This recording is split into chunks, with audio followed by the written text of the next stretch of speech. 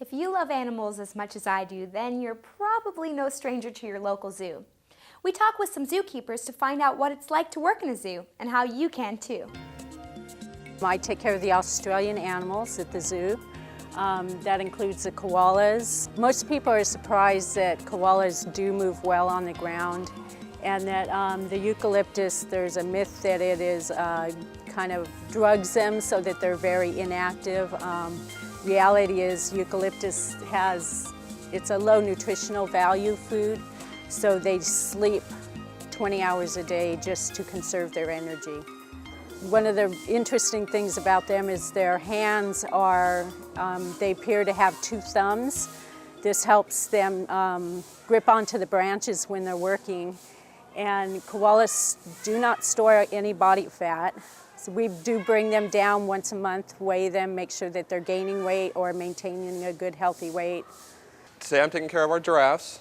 The giraffes have a barn that you see here with 3 different stalls that they sleep in at night. They go out on their exhibit to greet the public every morning around 9, 10 o'clock. Since they've lived here for so long, know that when they go outside, there's a big pile of hay and tree branches waiting for them to eat.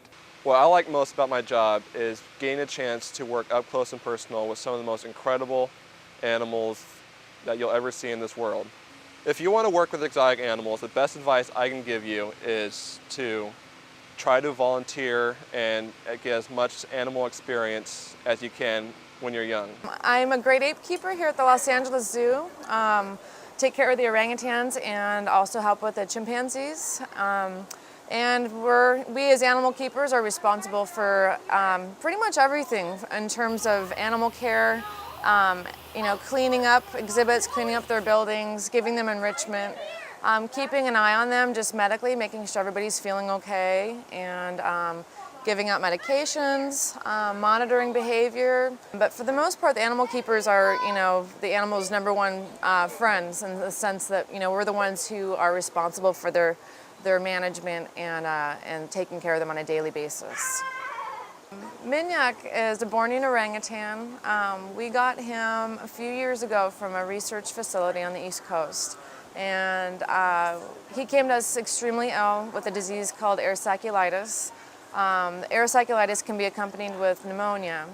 And he had gone through a few bouts of pneumonia at his previous facility that almost took his life. Because of Minyak's condition, he's on lots of medications, and in order to help the veterinarians better care for him and better decide what types of treatments he needs, by being able to draw blood from him, they can test all different types of levels that will help them to do their jobs better.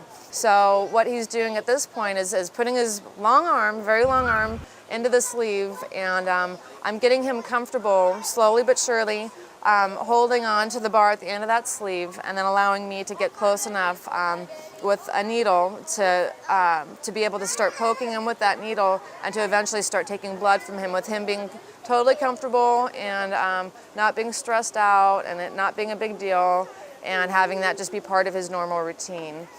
Fortunately, the baby that we have here now, Barani, is his offspring, and he's extremely valuable genetically. He was born to 2 wild-caught Bornean orangutans and doesn't have any other siblings. So his genetics are extremely valuable within the North American population. So the fact that he's actually had a baby is a very, very significant contribution to his species in captivity. They are extremely intelligent, and they need a lot of enrichment. They need a lot of things to keep them occupied, to keep their brain thinking, to keep them stimulated in that sense. So enrichment, things like that, are things that are a constant battle, making sure you're finding new items and different things that are keeping them, occupied and keeping them thinking. So that's pretty challenging. For someone who wanted to get a job as a zookeeper in the animal field, a suggestion for me would be just not to give up. If you keep at it and you're persistent and your whole heart's in it, you'll definitely find a place. Our next adventure takes us on a journey to Hopper Mountain, home to the California condor. Condors are very large birds that are also an endangered species. Isn't that hard to imagine? That a whole race of animals could just disappear from the face of the earth? At one time, there were only about 22 condors in California. But now, thanks to the Fish and Wildlife Service and some other private organizations, there are more than 250. There's been official concern about condors since at least the 1930s, and in 1967 it was declared a federal endangered species. It reached its low point in 1983 with only 22 individuals remaining.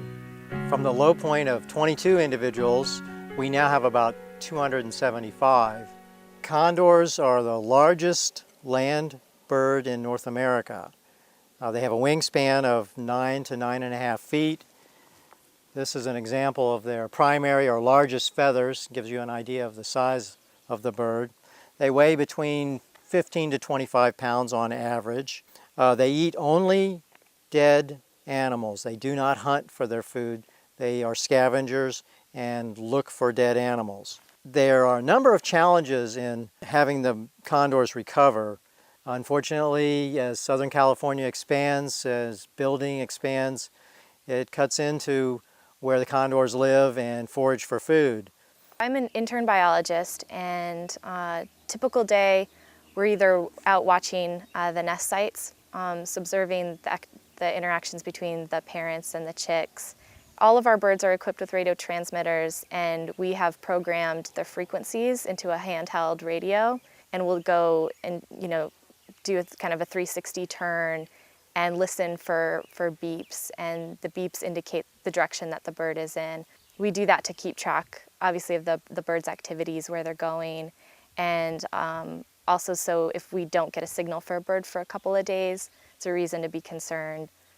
I've always wanted to do something with animals, whether it be a veterinarian or dog trainer, or work at an animal sanctuary or something. So do what you love and love what you do, and definitely follow that dream if you have it.